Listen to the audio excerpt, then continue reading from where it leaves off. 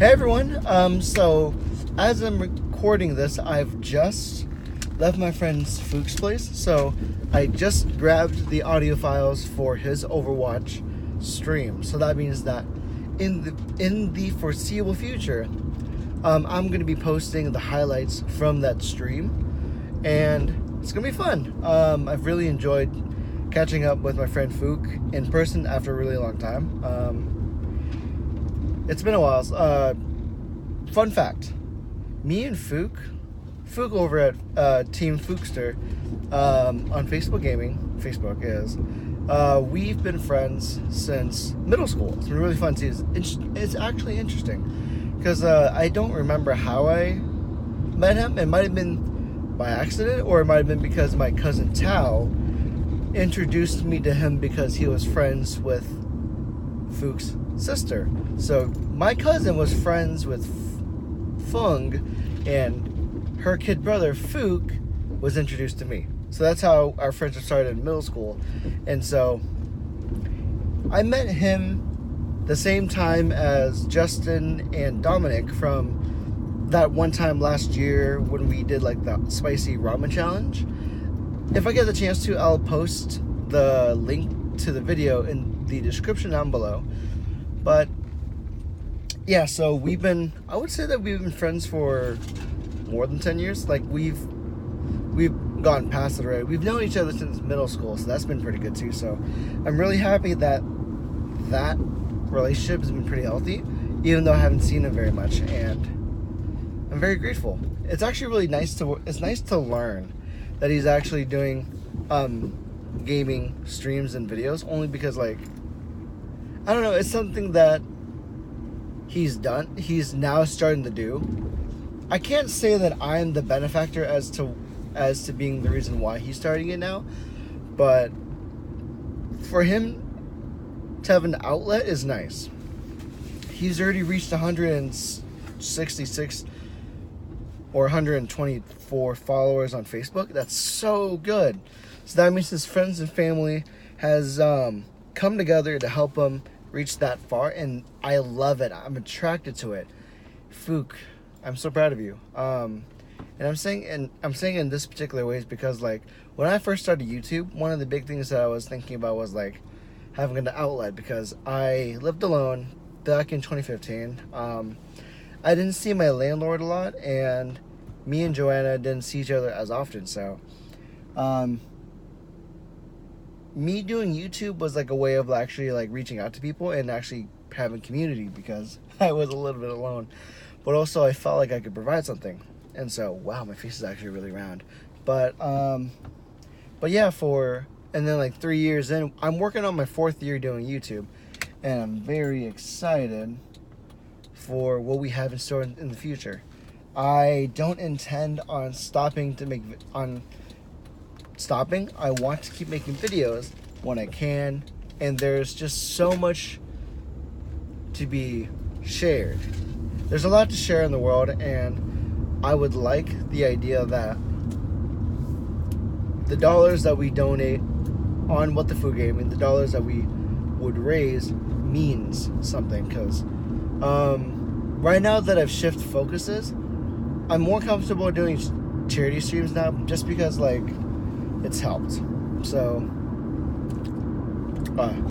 something in my mouth. But yeah, because like in the bigger picture when it comes to this channel, I want to make sure that I can provide a service to where I can play games that are super fun, people can react with me, and people will see my perspective of these games. And so I want to provide a service to where I can come to a point where I can start doing skits, because I think I've said this before in an old stream, but and I get repetitive. So if What the Food Gaming, What the Food tends to repeat his shit because he forgets he says these things. But back when I was in high school, I wanted to make videos. I've had the idea of making videos because I watched a lot of like Just Kidding films, Just Kidding productions, and I really loved it. That's why my URL is WinWin Sits. I try to type out win-win situation, because or like Win-Win Productions, because my last name is Win, and it sounded really cool. It sounded really catchy, but that didn't pan out because the cards weren't in my favor. I should probably adjust my camera a bit up, but yeah, so I'm really happy that we're in 2019 and I feel comfortable still making videos. There's 2 people at work actually that are thinking about making video content, creator content, and that's really cool. I find it really cool. April has already started making her content on social media, on Instagram, and she's just starting on Facebook and Instagram. So if she does well, happy for her. My friend Robert is still thinking about it, so he's dealing with things. But I'm really happy that he's taken a journey and taken his time to actually like nurture the idea. And so if he makes a video, if he makes a channel, I'll be the first to subscribe to the Robert Experience. But definitely very fun idea. Otherwise, with Fook now, I want to push him towards YouTube and Twitch only because YouTube and Twitch are the more well-known areas of streaming. But because Facebook is so new to the idea of streaming, he might get a bigger market. And he's been having people like interact in his streams too. So I'm very happy that he has a crowd following already. It's just a matter of I want him to grow as quickly as possible because I know that he can reach out to those that I can't. Because like ultimately, in the same way that no 2 people can convince you the same way, if he were to make his input, I feel like it would matter to someone. The same way if Robert or April makes a video or post, comments, I'm confident that someone will resonate with their message. I'm confident that someone will identify themselves in Fook and, in essence, get better, be better because Fook has influenced their lives. Because everyone can influence everyone. This life is a game of connections. If you don't connect very well with the community, then the game gets harder. Living life gets harder. Finding motivations, finding inspirations gets harder if you play this game alone. And you don't play it alone, and you're not alone. The more connections you have, the more you commit to a community. And I think that's what I crave the most when it comes to doing Twitch and YouTube. Granted, I don't get a lot of views early. Like as soon as I go live, 1 person, 2 people sometimes, but there's not a lot of people following me just yet. So there's not enough times to where people like jump the boat right away when my ship comes to port. And there's not, even though there's 161 people subscribed to my channel, I'm nowhere near close to reaching enough people. I want to reach enough people to where they don't feel alone, because you matter, people matter, and there's not enough times to where let me reiterate. I resonate with the idea behind the American Foundation for Suicide Prevention a lot, because you can get, when you're by yourself, my bad. So when I had my dark times back in middle school, back in high school, back in college, I always felt like I was alone, and I never considered the options that we currently had. I didn't consider the options of the internet to where it would distract me and I would find people that I identify myself with. I didn't find the opportunities to like talk to my parents a lot, and I wish I did. I didn't talk to my friends enough, and I wish I did.